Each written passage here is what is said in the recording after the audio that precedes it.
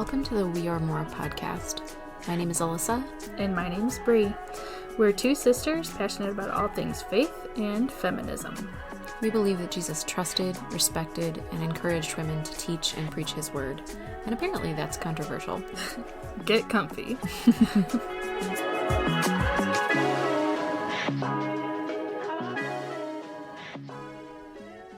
Hello! You're gonna hurt someone's ear. Hello! Someone's gonna kill you. Hello! I'm gonna kill you. This is the last episode in our submission series.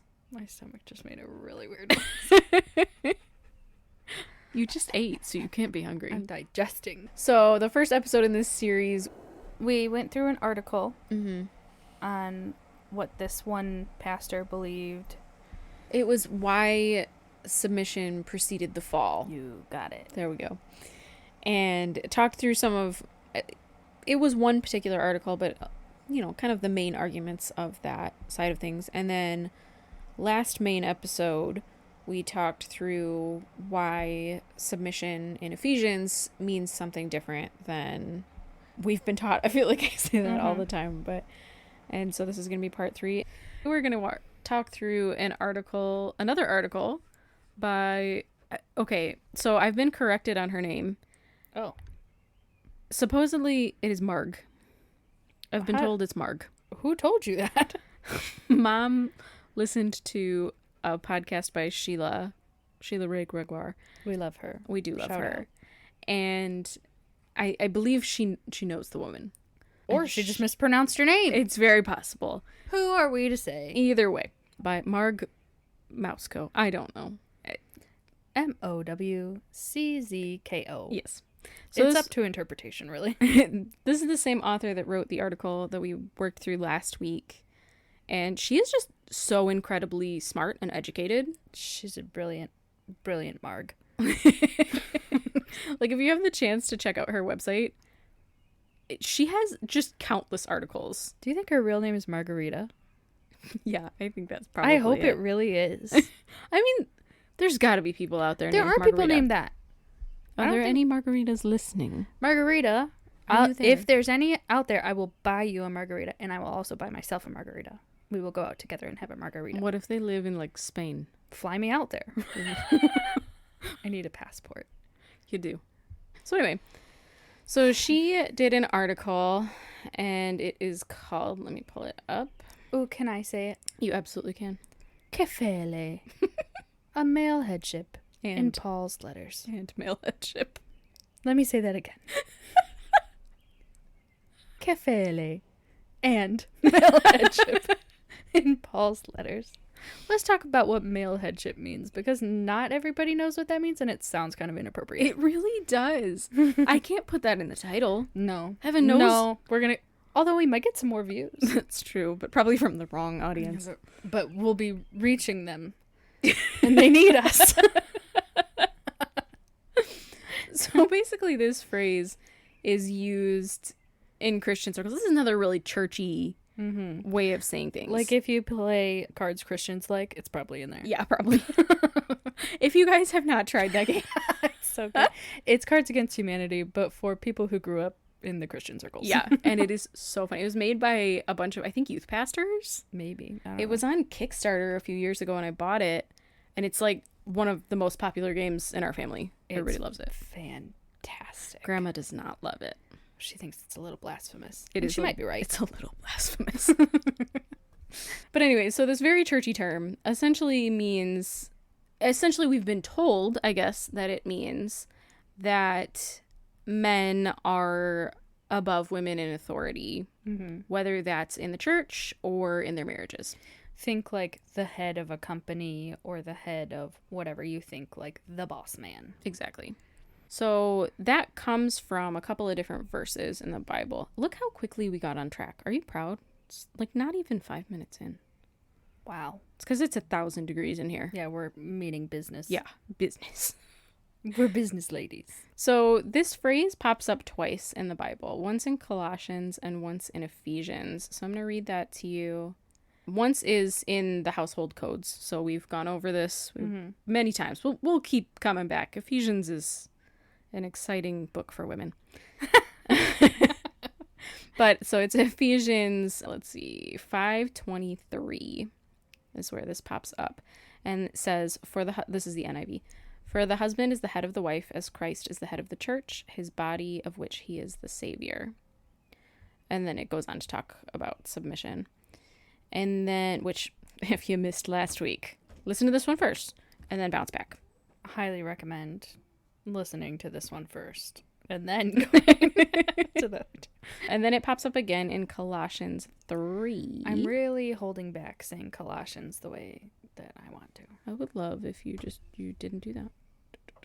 Colossians.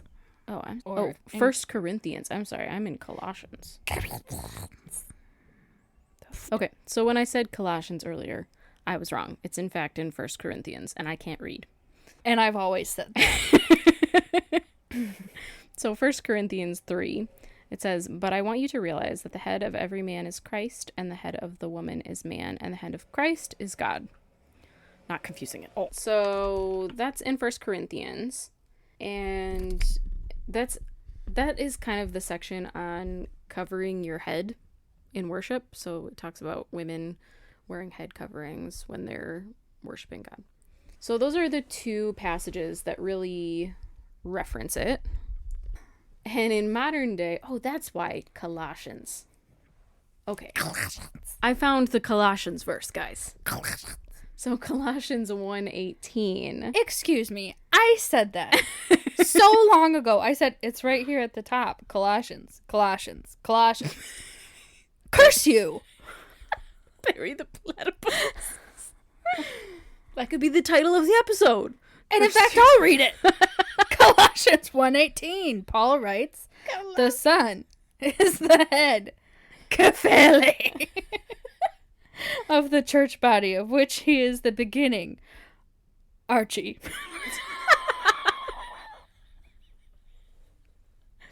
The firstborn of the dead, so that he himself may be first in everything. Was that clear enough? Yes. If you're wondering why she said Archie in the middle of that, it's because the author has put in several instances of, are they Greek or... Don't ask me. Okay, so the original terms. So that's where Kephalē comes from. Arche with like a flat accent. We should look up what that is. So, Marg. Arita. Yes. She talks about how this verse, so that verse in Colossians, is to show that Jesus was essentially like the beginning of everything. Mm-hmm. Which means Jesus was the beginning of everything. Jesus was the beginning of everything. Interesting. I like towards the end of the article when she says the head body metaphor means that they're both part of the same body. Mm-hmm. One cannot be without the other. So it doesn't make sense that one person has more authority. Right. You know? So then in Ephesians, where it says the husband is the head of the wife, we translate that to mean that he is the leader of his wife, that the man is the head of the company. Right. But that's not a perfect translation of the word Kephalē. Right. And Marg goes on.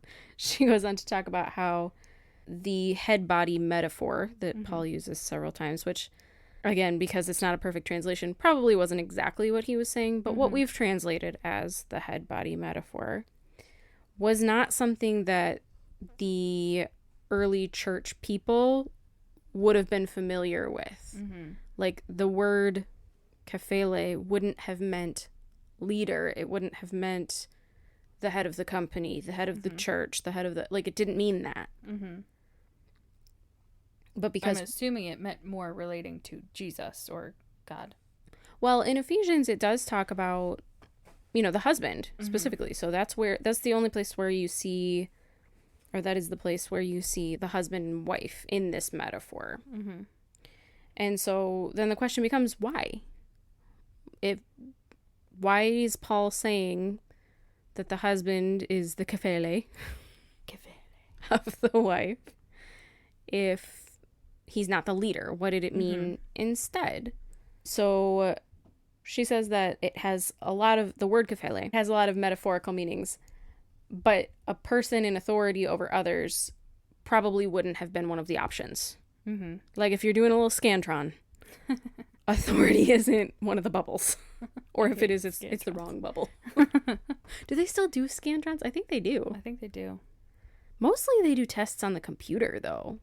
It's not good for your eyes. Like, they bypass it. Well, neither is my phone, but here we are. So she says, nevertheless, today in Christianity, in our churches, we have assumed that Greek word means authority in the New Testament. Hey, it's Greek. Now we know. Greek. Give me a word. Any word. You have to finish the sentence. I don't know the rest. He goes, and I'll show you how the root of the word is Greek. Is Greek. Windex and whatnot. You sound like Grandpa a little bit. We come from Mediterranean descent, though you would not know it by how very pale I am. Okay, so this is very off topic, but your hair right now. Since when is anything on topic? We've lost our minds. It's so hot. Mm-hmm. Your hair right now. Because Brianna has a claw clip, a very large claw clip sitting directly on the top of her head. I don't like the judgment that's happening right now. If you've ever seen Princess Diaries 2, where the guy that does the hair, he comes in and he does her hair the first time, and then he shows her herself and she goes, I look like a moose. That's what I'm thinking of right now. You jerk. I feel like a moose. I'm so hot. Are mooses particularly hot? They're hairy. Mooses. What's the plural It's of obviously moose? meese. We all know that. Anyway, maybe we can hop back on topic. Back to Kephalē. Bringing it back around. Another piece of evidence that shows that Kephalē does not mean leadership or authority or any of those difficult words that we like to interpret it as is that the Hebrew word for head, which was rosh, meant your actual head. Mm-hmm. Like your physical body. Like my brain and your eyeballs, your nose. the rest. The part that looks like a moose. All that. So that was the word rosh. And translators, through time, translated rosh into Kephalē.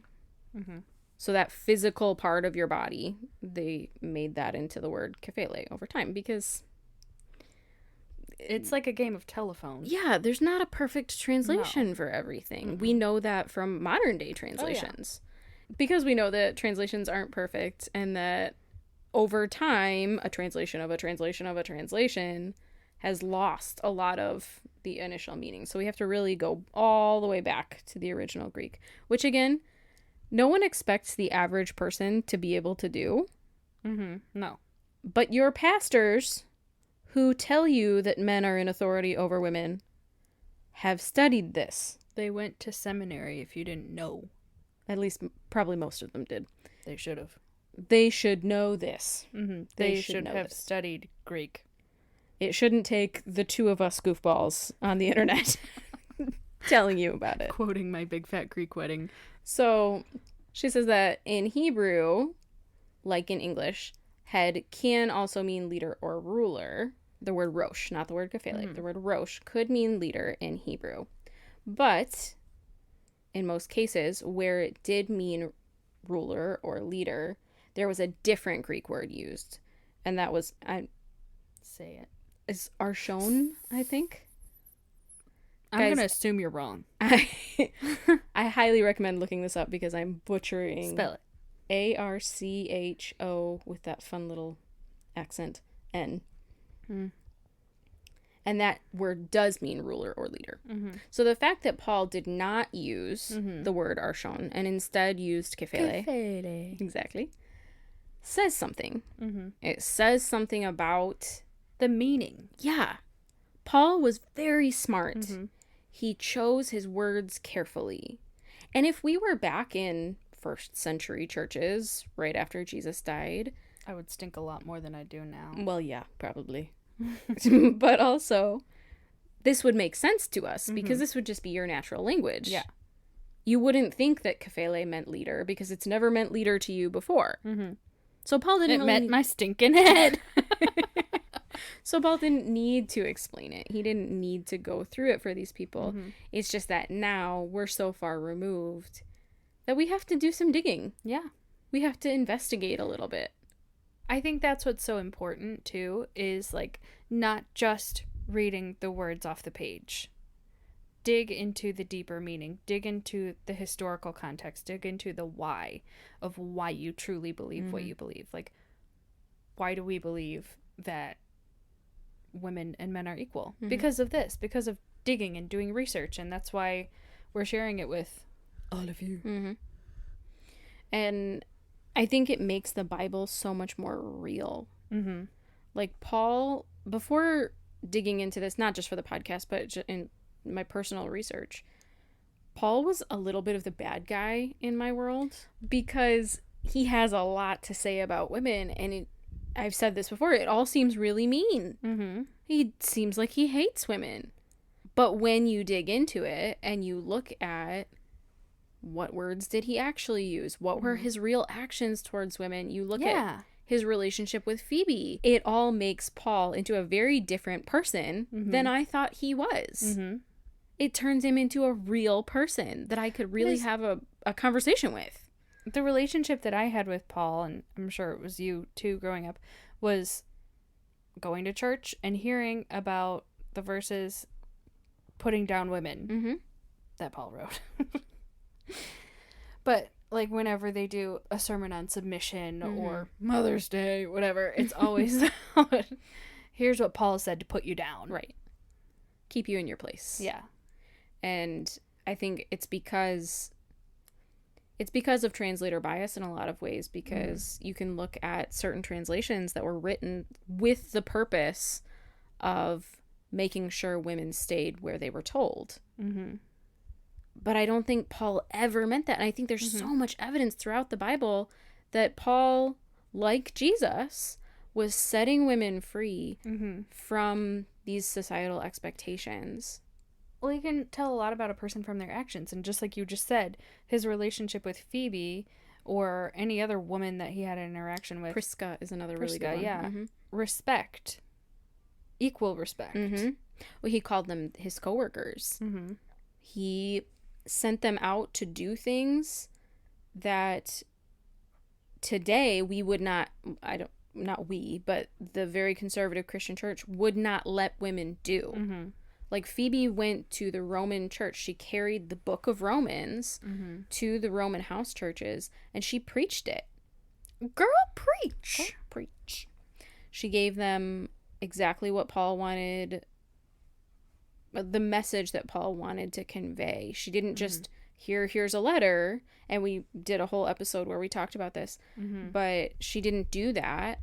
She preached to them the message that Paul was trying to send. And he trusted her to do that. Right. And the same thing when you look at Prisca or Priscilla, depending on the translation and what you're looking at. She was another one that was a co-worker of Paul's that Paul said, go preach. So Ephesians 5:23 says, because the husband is the head of the wife as Christ is the head of the church. He is the savior of the body. Nowhere does it say that man should be the head of his household or for a man to lead their wives. Instead, he says 6 times somewhere in there that the husband should love their wives. Yeah, well, our last episode, we went through that. We talked about how the entire passage, the household codes, talks about love and care and not leadership, not decision making, not you are the be all end all of your home, but that it means care for someone as you would care for yourself. And she goes on to talk about like why in a pairing there's 2 people. It's not like it's a massive corporation. Why does there have to be one person that always makes the decisions, that always is the leader, who isn't allowed to be questioned? It doesn't make sense for a pairing of 2 people to have that kind of power given to one person. Well, we've said this before. I don't know if we've said it on the podcast or just in real life, but in no other relationship are you looking for a leader. You would never say that about our sister relationship. Like, well, one of us has to be the leader. One of us has to make the decisions. One of us does. Like, you wouldn't say that about a friendship. Mm-mm. You wouldn't say that about any other relationship. And all of the other people in your life would tell you, that's a bad relationship. Right. Why are you friends with her? Stop being friends with her. And we've talked about that so many times, how any situation where you're so desperate for power just absolutely leads to abuse. Yeah. Every single time. And we've seen it so many times in this submissive marriage unit. Well, I see it playing out in our world today. I mean, I can point to situations and say, this is an abuse of power. And even if you want to subscribe to the submission-based marriage, which I don't have major issues. Oh, that made it sound like I don't have major issues with it. I do. I don't agree with it. I have major issues with it. Sorry. You screamed it too. Sorry. Even if you do, like, let's say you're fine with that. That's the way you want to live your life. I guess have at it if both of you agree to that lifestyle. Even in that, don't abuse your power. Even in that, for the men in those situations, you're still supposed to be the loving, caring servant that Christ calls you to be. Right. Not some authoritarian leader. Because she goes on to talk about this later, but like the source that they're always talking about is not males in general, men in general. They're not the source, because God is the source. And just because a lot of their arguments are, well, Adam was created first and then Eve was created from Adam, so therefore he has authority. Adam really had nothing to do with it. Adam was asleep. He was passed out. And God was like, don't mind me. I'm going to take your rip. I'm going to take your rip. Don't mind me. He was passed out. He had no idea what was happening. And God made Eve in his own image. Right. Adam had nothing to do with it. Yeah. God is the source. God headship. I don't like that either. We need to find a new word. She goes on to say, I'm just going to quote it because I wrote it down in a quote. I'm proud of you. She says, many Greek philosophers and writers such as Plutarch. There you go. taught that husbands are the leaders and rulers of their wives. In contrast, no Bible author, including Paul, tells husbands to be the leader, ruler, or authority over their wives. Rather than using any of the Greek words which mean ruler, leader, authority, Paul used Kephalē, which with like the with body to highlight the connectedness of husband and wife. So they're supposed to be connected. They're supposed to be one singular unit. A metaphor that I've heard a lot is, and I don't like this metaphor, I'm not a fan of it, but I have heard it, is, well, the man is the head, but the wife or the woman is the neck. And you heard that from my big fat Greek wedding. I heard it in church the other day. It's from my big fat Greek wedding. But the woman is the neck that turns the head where it goes. Now, I still have issues with that metaphor because I don't like the concept of, first of all, both of you not being able to control yourselves in your own life. But it's an interesting way of looking at that, where it is interconnected. One needs the other. Like, the head can't really do much of anything or be connected to the body of Christ without the neck. And in contrast, the neck can't really talk or look or whatever. Again, I still don't like it. It has a lot of flaws. I think I would prefer if one was like, the husband was the left hand and the woman was the right. Yeah. You know? Yeah. But that's a good one. You know who else talks about the philosophers as well? Someone we haven't brought up in a while. Beth Allison Barr. Beth! We should do a whole episode on Beth. We should. Just her and her life. Wouldn't be creepy at all. If she's out there listening. Sorry, Beth. I've stalked her, and I know that she goes to Meyer. You know, Meyer is regional, so most people don't know where Meyer is. especially our international listeners. That's fun to say. International listeners. Hello, you all. I know, too, some people are listening. I mean, maybe, I don't know. Maybe you guys are just major night owls and we go to bed at 8. So, I don't know. Mm-hmm. But I wake up in the morning Feeling like P. Diddy. Grab your glasses. You're out the door. You're about to hit the city. Before I leave, I grab my... No, she brushes her teeth with a bottle of Jack. And when I leave for the night, I ain't coming back. Thank you. No, but when I wake up in the morning, there are always lots of new views. And I assume it's from people that are in different time zones than us because... I mean, maybe you guys are up till 3. I don't know, but I'm not. So I'll tell you what, I am not. Our mother is. Get some sleep, Teresa. Anyway, back to Bethel's Bar. So she talks in her book about the Greek and Roman philosophers of the time and how they were extremely patriarchal. Like, Yeah. to the point where at this time, the prevailing theory was that women's bodies were like mutilated men's bodies. Yes. I remember her talking about that. Like women were screwed up men. Yeah. And there's something, I'll have to look up the quote for sure, but there's something about like women in the womb were not strong enough to push their male parts out. And I've always said that. No, but really, I mean, like that was the thought process of the time. Like it sounds absolutely insane, but that was the thought process.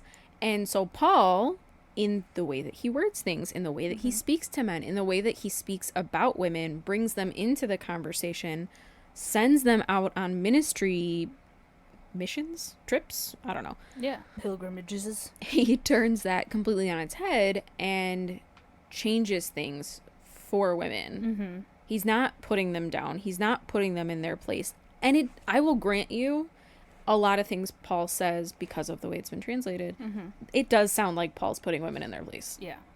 But when you jump into it, when you look at the Greek, when you break these things down, that's not what he's doing at all. Marge, our good friend Marge, Marge, says that unity, affinity, fidelity, equality, all of those terms were absent in the marriages of the Greco-Roman society. So Paul found it necessary to write about the godly ideals of marriage. Like you said, bring it into the picture. Right. Kind of put men in their place too. Yeah.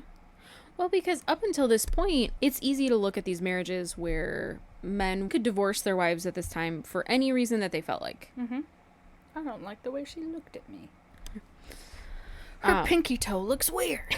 And she would be out on the street, and her options were to find a way to remarry, which was difficult because she was divorced now, or become a prostitute. Those were the options for her. I would be a prostitute. Thank you for that information. And so Paul is calling some people out here. He's saying, this is not the way that I want you to live.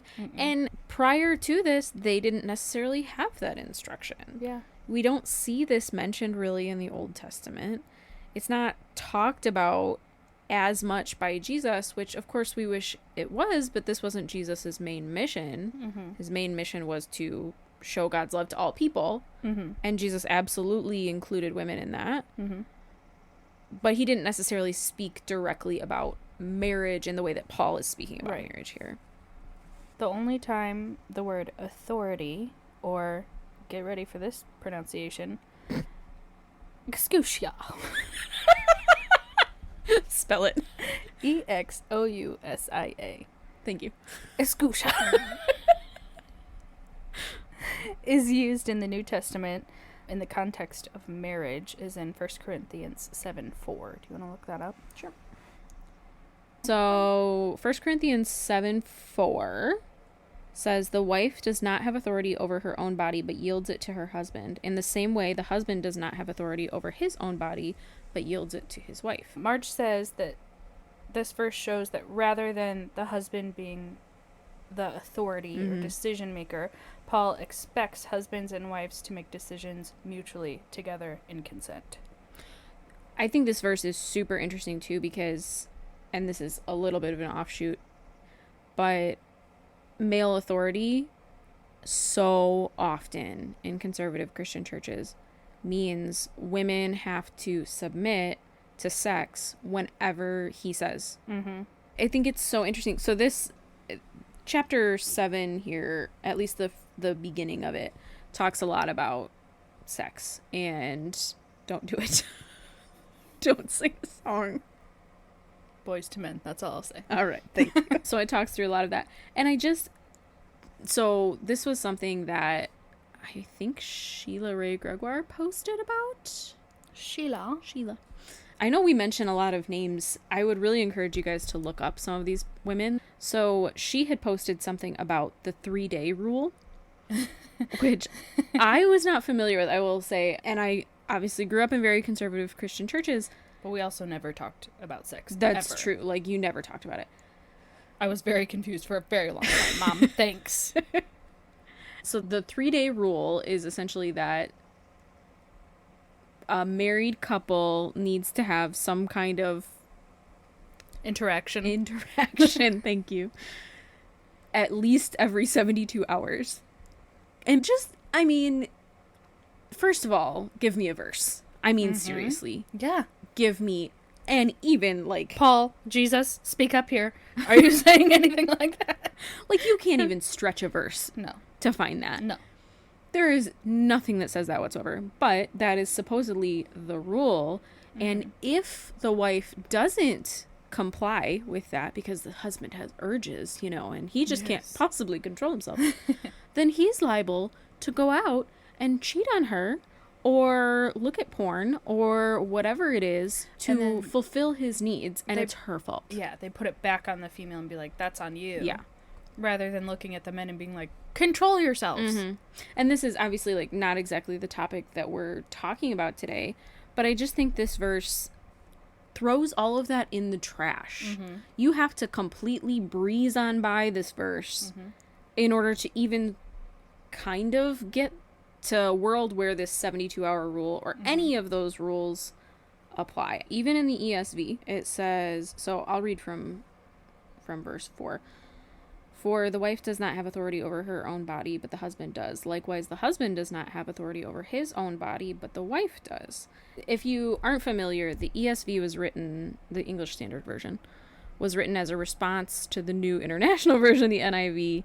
It was written from a much more conservative place. So the NIV came out and took a lot of, like, traditionally translated as male verses and made them gender neutral.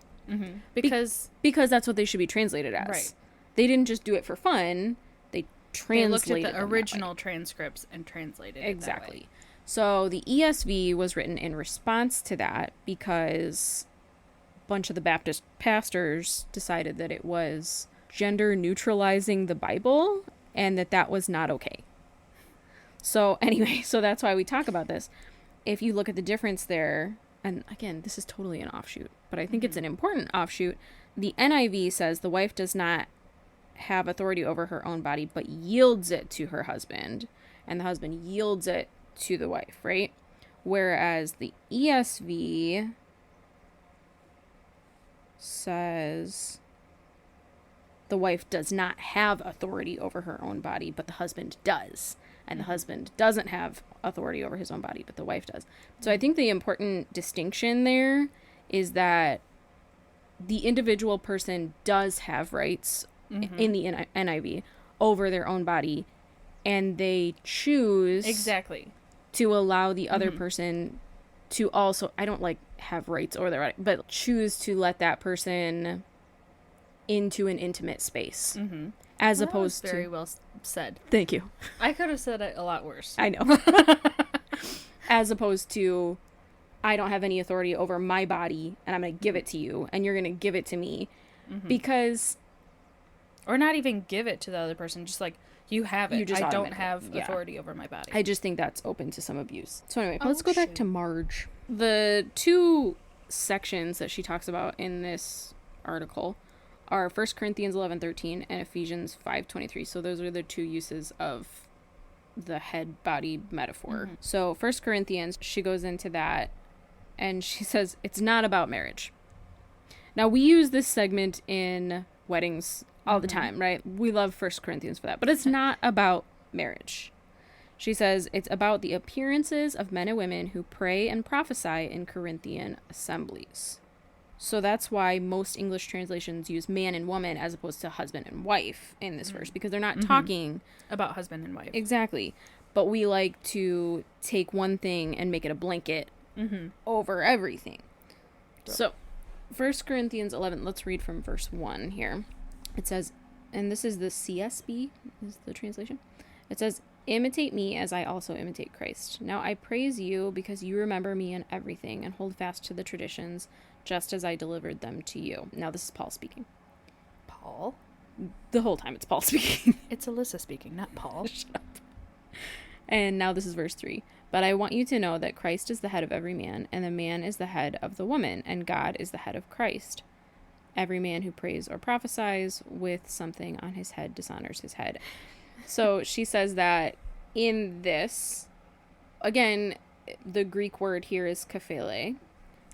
Nice pronunciation. Thank you. It's like you listened to a video right before we started shooting. Well, I listened to you the whole time we were. Kephalē. So when it says, but I want you to know that Christ is the head of every man, and the man is the head of the woman, and God is the head of Christ, right? So first of all, not talking about marriage, just talking about people, humans. And again here she's saying it's not talking about authority. It's easy for us to read that and say authority. Like I mean, because that that's tracks. our 2024 English speaking brain. Exactly. If I was to say I am the head of the company, that would mean you're the leader. I'm the leader. I'm the head of this family. I'm the leader of the family. I am the head of Brianna. I'm the leader of Brianna. Watch it, sister. But that's not what it's saying here. It's saying God created man, and then he took man's rib, and he created women. Exactly. So she's saying it's, in this verse, it has a sense of firstness or origin. Which, again, firstness does not equal authority. Well, we talked about that in the last episode, that if firstness means authority, actually 2 episodes ago, 3 episodes ago? It's unclear. A while ago, guys. I'm gonna submit to the dog. I'll say it again. All the animals were created first. So if firstness really is the be-all, end-all, humans were last. Yeah, we should all be tree huggers. I mean, submit to the fish in the sea, submit to the sun, submit to, like, everything else came first. The dirt in the ground. You're really unimportant in that scenario.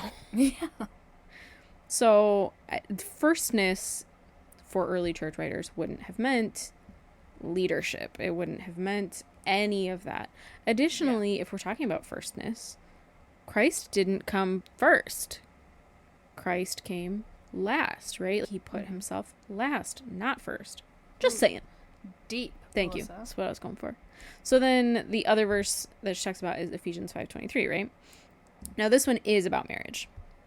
And she says that it's amazing to her that the church has a strong doctrine of male headship because of this verse. So Ephesians 5:23. So let's read that. Now we've read this already, but because the husband is the head of the wife, as Christ is the head of the church, he is the savior of the body. She says, note that nowhere in Scripture does it teach that the man is the head of the house or family. This is specifically talking about the wife. Now, she goes on to talk about why that's not what it means too. But it doesn't say that he is the head of the family. It does not say that he's the decision maker. Or that he has more spiritual authority or spiritual responsibility. Yeah. I hear that all the time. That has been interpreted so wrong in so many ways. Like all the weddings that we've been to or church services that we've been to. Just because you are a man, because you have... You pushed out your boy parts in the womb. Just because you had the strength to push out your boy parts in the womb doesn't mean that you are more spiritual or more wise or anything over me. Well, I feel like I've gotten that thrown at me countless times. That you didn't push out your boy parts in the womb. No, not that part. I've never heard anyone say that to you. You said it just yesterday. You're right, I did. I was like, Alyssa. You have no authority here.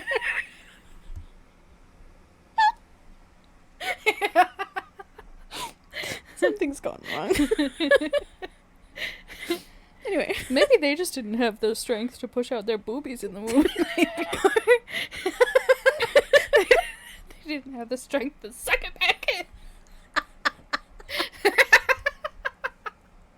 in. Anyway. I've had that said to me before. Men have said this to me, I'll say specifically. When I get to heaven, I am more responsible for the spirituality of my family than my wife is. But where does it say that? Give me a verse. Mm-hmm. Ephesians, literally, even if you forget the Greek, all it says is the husband is the head of the wife.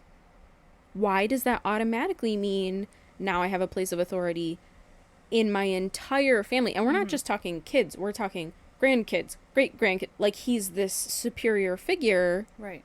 And he is the head of the whole family. And I want to go back to that one verse. I forget what it was, but we've said it a couple times, where it was like, yes, the first woman was born from man, but don't you forget every other man after that was born from woman. Mm-hmm. We've referenced it many times. Mm-hmm. So that's Paul as well. Mm-hmm. Turning things upside down. Right. Taking what was expected at the time and saying, this is terrible. Right. This is terrible. This is not what God wanted for you. Both men and women were created in the image of God. Yes. Both have equal value to God, and you should treat each other as such.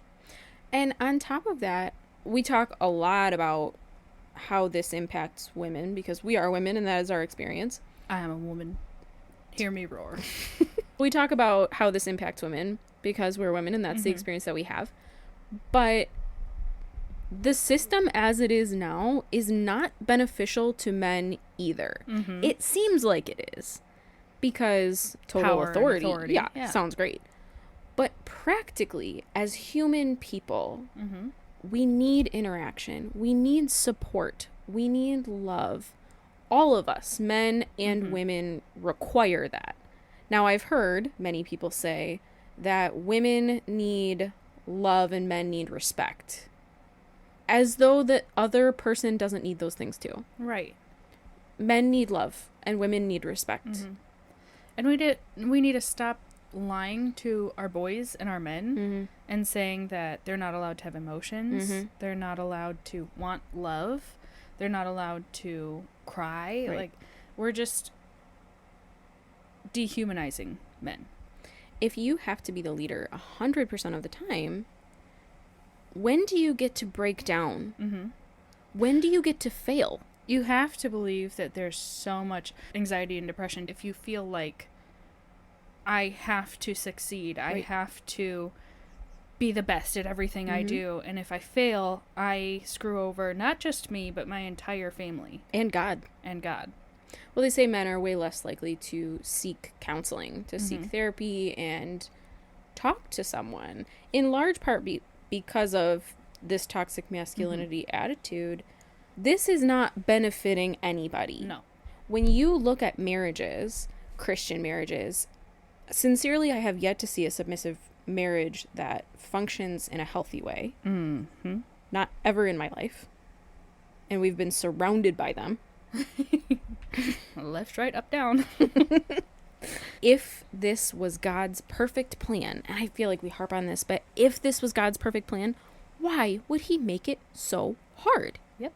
Why would he make it detrimental to women and men? When he made us because he loved us. Right. He loves women. He loves men. It doesn't make sense. I think we forget that so often, particularly in the more Baptist conservative traditions. We take the love out of it. We do. We absolutely do. We forget that God created us in love and care. We replace love with rules And authority. and regulations. Absolutely. Because your faith and spirituality is completely tied to how well you follow those rules. Well, it seems a little bit more comfortable on the surface. If all I have to do is follow X, Y, and Z. But it's impossible. And it says it in the Bible. We were born sinners. But because of God, we're able to have that relationship because Jesus died on the cross for me and you and my brother and my dad. We're all on equal footing. And it's simple. That's the thing, is it's so simple. Accept Christ's love, and he will guide you in the path that he wants you to go in. He will give you passion for the things that he wants you to, just like he's given you and I a passion for this particular project. Yeah. And I believe that he is leading us down each episode. We've talked through a lot of topics, and sometimes I feel like, oh man, we're just going off the rails. Like, well, yeah. today in particular, we're going a little off the rails. But at the same time, things keep happening that affirm to us that, like, this was the topic we were supposed to talk about today. Yeah, absolutely. And something that we're saying right now is going to speak to someone else. It's just simple. Sometimes following God, most of the time, following God is just easy. Not because the thing you're doing is easy, but because the faith should just flow out of you. And marriage should be easy. Not because the day-to-day life of marriage is easy, not because fighting with your spouse is easy or having differences of opinions is easy, but because what marriage is supposed to be should just flow through you. And I think it's hard to speak to that from my perspective, too, because I'm not married. But maybe that's why I'm not married, is because it seemed so hard. You know, it seems like the conservative Christian world makes it look impossible. Like, there's not a lot of love there. Now, I do have some good, like mom and dad. They love each other. But I wouldn't want that for myself. I don't want a man thinking that he's just a leader over me. Right. I want a man who's a partner, who cares, loves, and respects me as much as I do for him. Do you perchance want a man who stands beside you? Not in front of or behind me. Is that Shania Twain? No. Who is that? Jodie Messina. Oh. It's an old Give one. me a man that wasn't holding me, not on me. Thank you. I needed you to sing at least once. And I'll give all the love. That's a good song. That is a good song. I think it's on the playlist. I think that's so important because no one wants to walk into a relationship, even people who believe wholeheartedly in female submission. No one wants to walk into a relationship where they feel devalued or where they feel less than. Like property. Yeah. Nobody wants that. Even if you are like hook, line, and sinker as a woman, I should be submitting to my husband, whatever. Even if you're all the way down the path. I guess I can't speak for everyone, but I can't imagine that any of those women are picturing their lives and they're thinking, yeah, this is going to suck.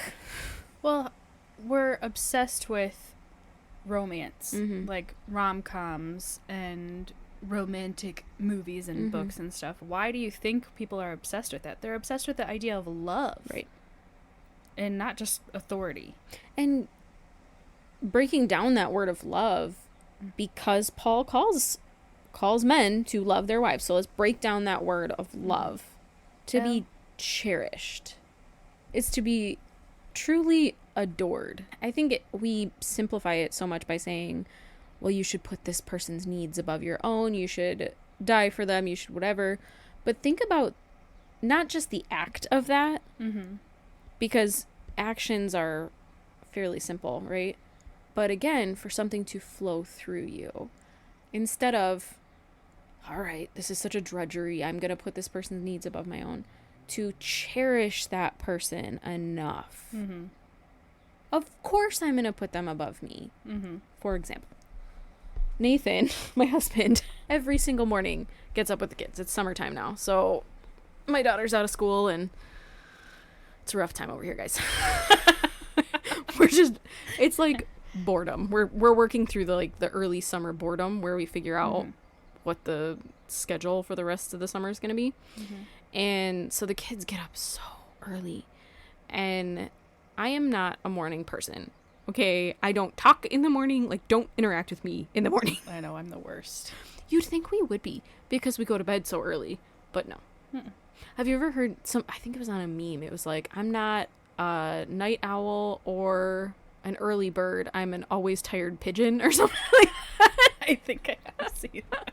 That's it. I'm an always tired pigeon. Anyway, So Nathan gets up in the mornings with the kids every single morning because he knows that's rough on me. Like that I don't get up and function well, and he's got to get up for work, so he gets the kids up and they all go downstairs, and my daughter puts some pancakes that I've pre-made into the toaster, and they all just hang out for a little while I become human. And I think that's what it's talking about. It sounds so simple. It sounds so silly. But to love someone enough that just putting them ahead of yourself is just natural. And I guess that's what I think marriage should be. And so often, it's not. And it's not even an expectation. I think if you're going with what God wants, it should be good, right? It should be the best God has to offer. Not to say that following God doesn't have its trials and tribulation, but look for the good. Find the good. And God's perfect plan, we use that phrase all the time. So God's perfect plan, as in what he wanted humanity to be before sin entered the world. God's perfect plan should be easy. It should be perfect. So if this is God's perfect plan for marriage, we shouldn't have a bunch of women miserable writing blog articles on, you know, I thought submission was going to be terrible, but I guess now that I'm living in it, nobody died. And that's the best thing that you can say about your marriage. Yeah. Is like, it's all right. It makes me sad because I think Christians are getting divorced, I believe, statistically at a higher rate than non-Christians. And it's because of this garbage. It's because of this stupidness. If this was God's perfect plan, it would work. God isn't stupid. Whoa, watch yourself. God didn't make a bad plan for us. He made a good plan for us because he loves us. And we're choosing to make it complicated. That's what humans do. So let's stop. That's right. You've heard it here first. We're stopping. Well, we are. I don't know what you're doing over there. So, anyway, back to this article. Back to Marge. So, our good friend Marge, in her conclusion, she says that headship is a term that does not appear in the Bible. Yet male headship or male authority has been part of the church's dogma for centuries. This is because many have interpreted scripture while being influenced by the prevailing patriarchal culture. That's not easy to say. No, it's not. God has tolerated patriarchy in the past, and he continues to tolerate it, but true equality and mutuality are the biblical ideals that kingdom people should be aiming for and aspiring to. Male headship and male primacy do not reflect the gospel message of freedom and equality for all people. I want to just hang out there real quick. Freedom and equality for all people. Freedom in Christ. We talk about that all the time. But we are not free in the way that we've set up marriage. And I think that's true for women and for men. If we're stuck in these boxes that we've created for ourselves, and you have to be this type of woman or you have to be this type of man, there is no freedom in that. No. It's pretty hard for God to use you when you're sitting in a box. Throughout this article, I love how she takes everything that we've thought, she addresses it, and then she says, okay, but if you really look at what Paul actually wrote in the language that Paul was speaking in, here's what he said. And I don't know how you can refute that. You can't. Okay, if you have the opportunity to look up her blog, there are so many articles in here that are so well researched. Well, and I think everybody should do this kind of research. Figure out why the Bible is saying what you think it's saying. Dig deep into it. Research it. Look at people like Marge and Beth. And Sheila. I think they're great sources. Well, I think for so many of us, our interaction with the Bible is church on Sunday and maybe doing your daily devotions where you read from Our Daily Bread. That takes me back. I know. To a place. There's got to be a song that starts with that. I just walked in and found you here without that look upon your face. Thank you. So you might do your little devotional and read a couple of verses or whatever, but you essentially just hear what that devotional or that pastor tells you about it. And that can really create a lot of bias. So you do see a lot of this gender bias because that's what they want you to hear. I don't want to have this like big they want this, but at the same time, that's what the patriarchal structure that has taken over so much of the church wants you to hear. Yeah. And I would consider this kind of research and digging deep into these topics, that is also devotional. That's also spending time with God. Yeah, when you're researching these things, first of all, this article in itself has lots of verses in it, but jump out of the article and read the whole passage. Yeah. Because that's so important to read the whole thing in context. Sometimes on the podcast, we'll pull out just a verse because we're only here for an hour. And I don't know how to read. And I've always said that. And be in prayer while you're reading these things. There's a podcaster that I listen to. I think she doesn't have her podcast anymore, but her name is Blessing. And she talks about similar to what we're talking about now. But she said she's in constant communication with God. Like, it's not just a prayer that she prays before she eats and before she goes to bed. Like, her whole life, she's just talking to God in her head, like her inner dialogue. And I think that's a really cool way to think about it. Like, you are supposed to have a relationship with God. And if you're stifling that relationship to only include Sundays and 10 minutes for a devotional, it's not as impactful as it could be. I think the church has instilled a lot of fear. And it, you know, you can see this through history where like the Catholic Church didn't for a long time want their people to read the Bible. They wanted it to be interpreted through the priests. And I think that in a lot of ways, the Protestant Christian church has done the same thing. They don't say don't read your Bible, but it's don't really look any further than the actual pages of your Bible. Read the words as I've interpreted them for you, and don't question them. Yeah. Don't look into the history of it. Don't look into the Greek roots of the words. Don't look into any of those things. Just read the pages. It'll be fine. And so you do wind up with all of this bias. And I think we do it, and I've heard some people say this, where like, well, that's going to distort the Bible if you look up the history, if you look up whatever. But I think it makes it more miraculous. It's real. Yeah. When you can read it the way that it was originally intended to the people it was originally intended to, that's powerful. Because we can pick up on things like Paul talking to a very patriarchal society and taking things from the time, writing out exactly what that person said, what that philosopher said or whatever, and saying, no, this is stupid. Yeah. We're going to fix this. And if you don't have any historical context, you don't know that it was a Greek philosopher or a Roman philosopher or whoever that said the first thing. You don't know that. You don't know that. But the people in Paul's time would have known that. So it's important to jump back. And it just makes the Bible so much richer. And I think we're missing out in a lot of ways if we don't do that. We want to be wealthy with knowledge as well. Wealthy with knowledge. So I think we'll wrap it up now. Yeah. You have anything else to say? You have more songs to sing? No, but I don't like the way you said wrap it up after we've been talking about pushing out our private parts. You have made, it's not me, you have made like 12 inappropriate jokes this episode. But yeah, so we will see you guys next week. We hope you've been enjoying our mini episodes as well. I think 2 will have gone out by this point. And we hope you've been enjoying them. We wanted to break up some of the really intense heaviness of the bigger episodes. Also because my brain just can't take it. Yeah. So we're doing mini episodes on current, I don't want to say current events. No, just like whatever suits our fancy. And we're trying to record them a little bit more in real time so that we can talk about things like Harrison Butker's speech and... Butker. You know, see, I cut that out of the last episode. And things like that so that you can hear just our opinions on things and our thoughts. And those ones aren't as research-based. They're just kind of fun for us to do. Yeah. And we like to chat. We like to chat. I don't know if you've noticed. Perhaps it's been unclear.